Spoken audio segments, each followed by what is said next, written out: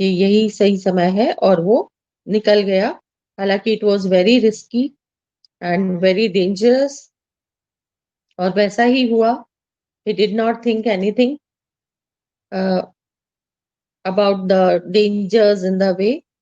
BSF के rangers हैं, patrolling parties हैं, इंडस रेंजर्स हैं, यानी कि उधर के और इधर के दोनों के जो वॉच टावर्स हैं, बॉर्डर के उस पार और बॉर्डर के इस पार, तो वो सब उस पर नजर रखे हुए थे। But still he took the risk, और जब वो चल दिया तो वैसा ही हुआ जैसा कि उसको डर था। जो रेंजर्स थे उन्होंने उसको देख लिया, दे चेज्ड हिम, उन्होंने उसका पीछा किया। फायरिंग स्टार्ट हो गई, लेकिन किस्मत अच्छी थी कि जो तूफान था वो चालू हो गया, और रेत का तूफान, आंखों में रेत जाने लगी, तो बीच में उन लोगों को दिखाई नहीं दे रहा था, और उसका फायदा उठा करके नजब ने बॉर्डर क्रॉस कर लिया। करीबन 1 माइल तक जो रेंजर्स थे उन्होंने उसका पीछा किया। फायरिंग चलती रही, लेकिन जो विंड थी, रेत का तूफान था, उसकी वजह से वो उनको दिखाई नहीं दिया और वो बच गया। एंड फाइनली वो फातिमा के पास पहुंच गया। फातिमा ने उसको, she was very happy to see him. उसने उसको छुपा दिया और फिर अपने फादर को बताया कि ये बिजनेस के लिए यहाँ पर आया है। एंड ही सेड कि मैं क्लोव खरीदने के लिए यहाँ आया हूँ, and he gave him the gold, जो उसकी मदर के हाथ का गोल्ड कड़ा था, बैंगल थी।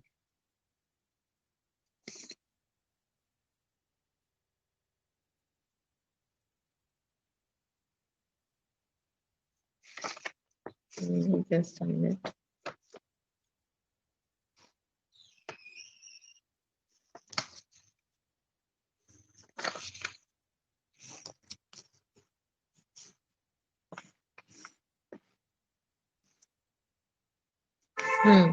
सो he gave him the gold bracelet, क्योंकि जो काले शाह था वो शुरू में उससे नाराज हो गया कि तुम पहली बात तो बिना बताए आए हो, पुलिस को अपने पीछे पीछे ले आए हो, क्योंकि पुलिस वाले उसके घर तक पहुंच गए थे ढूंढने के लिए कि कोई ना कोई बॉर्डर क्रॉस करके यहाँ आया है।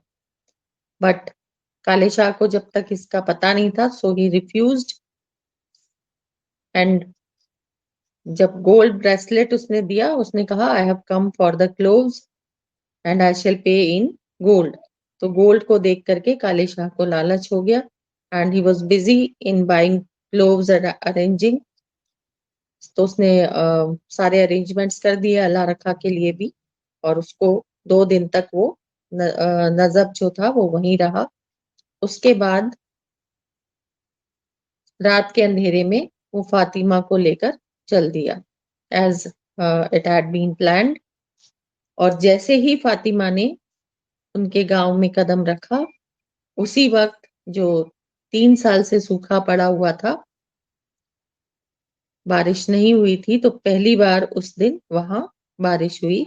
As soon as she entered the village, तो इसको बहुत शुभ माना गया, एंड एवरीबडी वॉज हैप्पी। तो फाइनली नजब ने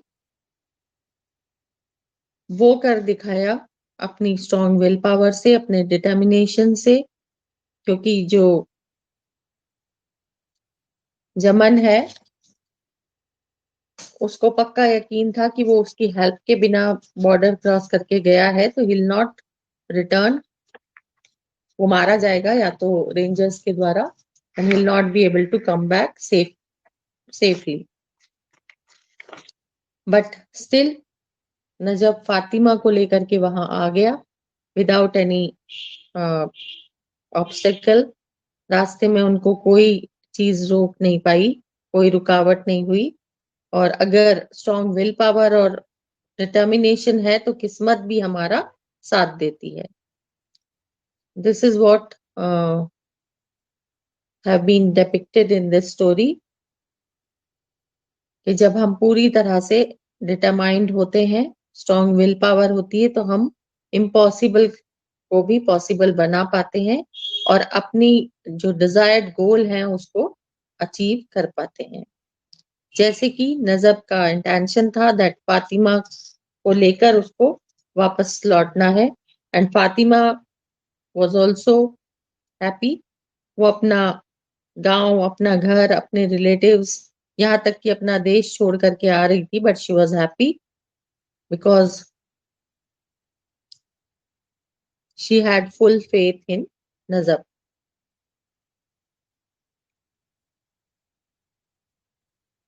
And Najab's father was also very happy to receive him.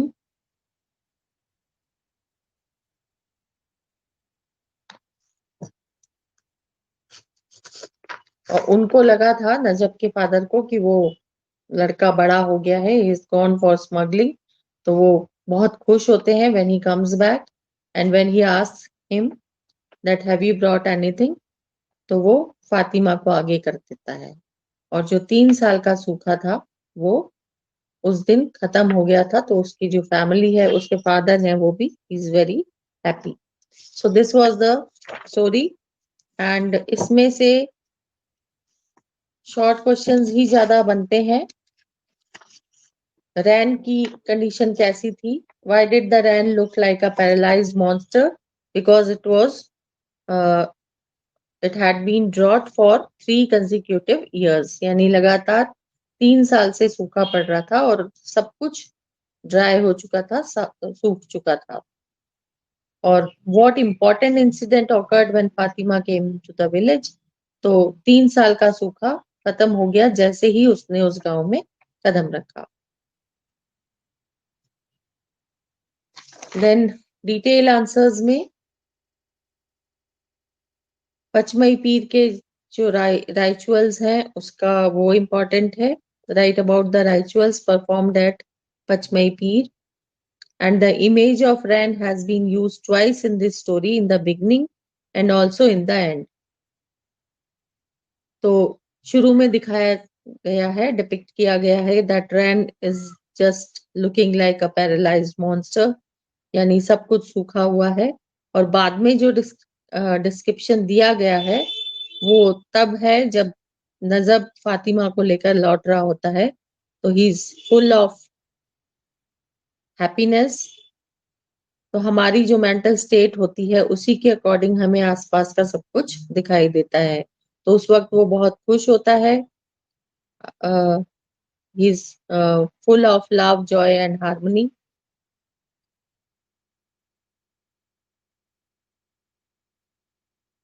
सो उस वक्त का जो डिपिक्शन है वो अलग ढंग से किया गया है।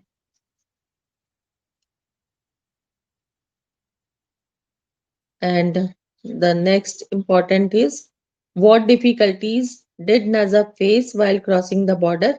इसको दूसरी तरह से भी पूछा जा सकता है कि डेजर्ट क्रॉस करने में क्या क्या डिफिकल्टीज का सामना हम लोगों को करना पड़ता है।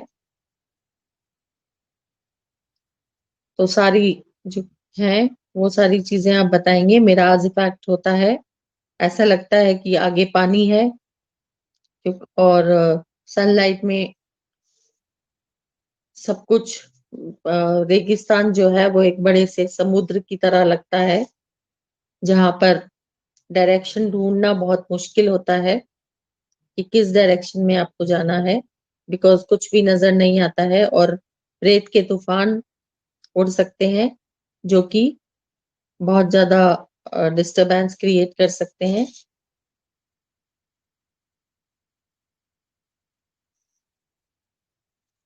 And it is difficult to find the direction. जो कैमल होते हैं जिनकी मदद से इस डेजर्ट को क्रॉस करना होता है, उनको भी प्रॉब्लम होती है, और रेंजर्स का खतरा होता है। You can not cross it without being noticed. तो ये सारी चीजें इस तरह से भी पूछी जा सकती हैं। What difficulties one has to face while crossing the desert in the day time? And what difficulties did Najaf face while crossing the border. तो शुरू से लेकर के एंड तक का जो जो उसको परेशानियां हुई वो बताना है। Is it clear? Anything you want to ask इस लेसन में?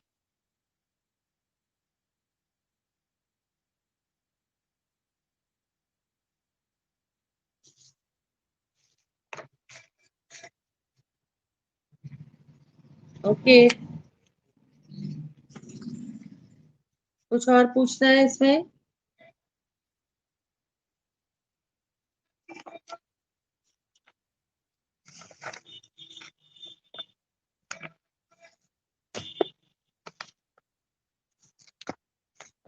तो स्टोरी को मेनली याद रखना, फिर चाहे कोई भी क्वेश्चन पूछा जाए you can answer that. So just read the lesson carefully, यानी स्टोरी आप लोगों को बिल्कुल क्लियर होनी चाहिए कि किस लेसन में क्या स्टोरी है।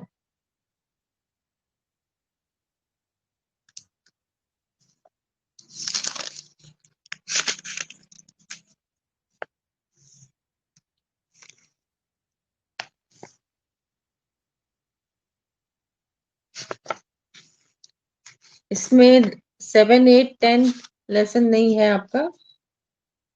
7, 8 एंड 10। सो अब इसमें आपके बचते हैं 6, 9 और 11।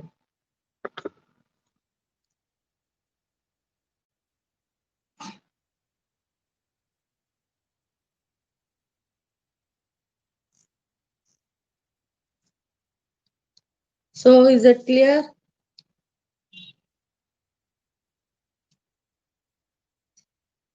उसके अलावा जो आपकी पासबुक के क्वेश्चंस हैं, एडिशनल क्वेश्चंस या जो डिटेल आंसर्स हैं पासबुक में, उनको एक बार अच्छे से कर लेना, क्योंकि डिटेल आंसर्स करोगे, डिटेल आंसर्स अगर करते हो तो सारे जो आपके शॉर्ट आंसर्स हैं वो हो जाएंगे। एंड डिटेल आंसर आता है आपका 7 मार्क्स का। तो you should learn it very well. अच्छे से लर्न करना चाहिए, ताकि एक बड़ा आंसर आपको लिखना पड़ेगा according to 7 marks. So you know how to extend it. You have to write it in detail. ये नहीं कि 7 नंबर में छोटा सा ये एक छोटे से पैराग्राफ में आंसर दे दिया।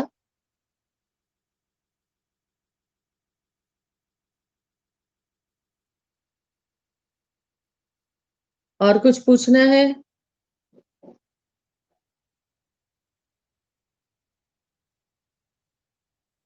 Okay then, in the next class we'll do the revision of lesson 6 and 9, 6 and 9.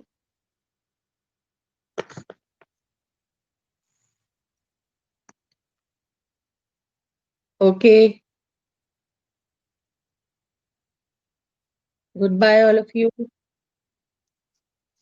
and keep practicing the reading and writing section. This is your homework. Keep your notebooks ready.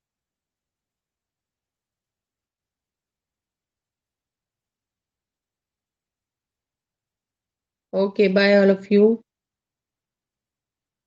Have a nice day.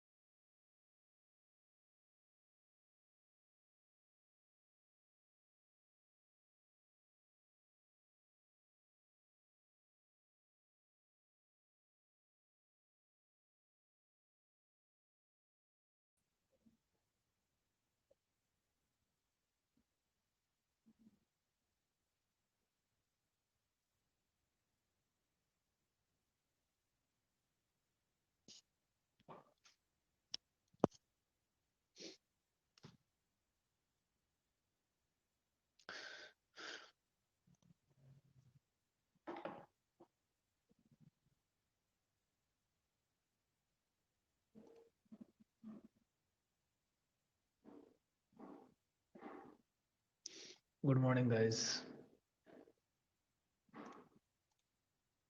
I hope you guys are able to get me.